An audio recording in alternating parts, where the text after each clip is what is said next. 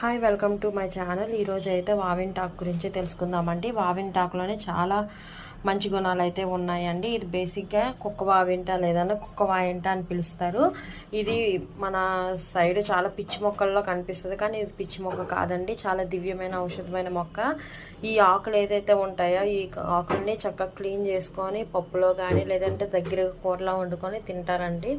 అయితే దీనివల్ల ఏంటి బెనిఫిట్స్ అంటేనంటే, సంతానం లేని వాళ్ళకి ఉంటాయంటే, గర్భస్రావ సమస్యలు ఉంటాయి కదా, అలాంటి వాళ్ళకి ఏంటంటే రోజు 5 నుండి 6 ఆకుల్ని తీసేసుకొని తింటే గర్భస్రావం అనేది గర్భంలో ఉన్న కలుషితం అంతా పోతుందండి. దానివల్ల సంతానం ఏదైతే కలక్కన్నా బాధపడతారో అటువంటి వాళ్ళకైతే సంతానం కలుగుతుంది. కీళ్ళవాతం అయితే తగ్గుతుంది. దీంట్లోనే ఎక్కువగా రిచ్గా కాల్షియము, పొటాషియము, మెగ్నీషియము ఉంటాయండి. దీనివల్ల ఏమంటుందంటే బోన్ స్ట్రెంత్ కూడా మంచిదేని.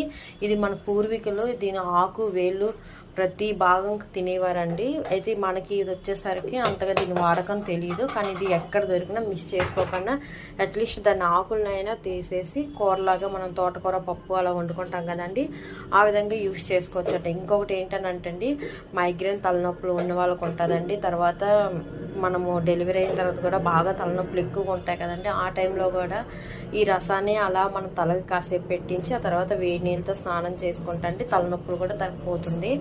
దీనిలో ఇన్ని బెనిఫిట్స్ ఉన్నాయి కాబట్టి మిస్ చేసుకోకుండా ఈ ఆకునైతే మీ ఎక్కడ దొరికినా వాడండి.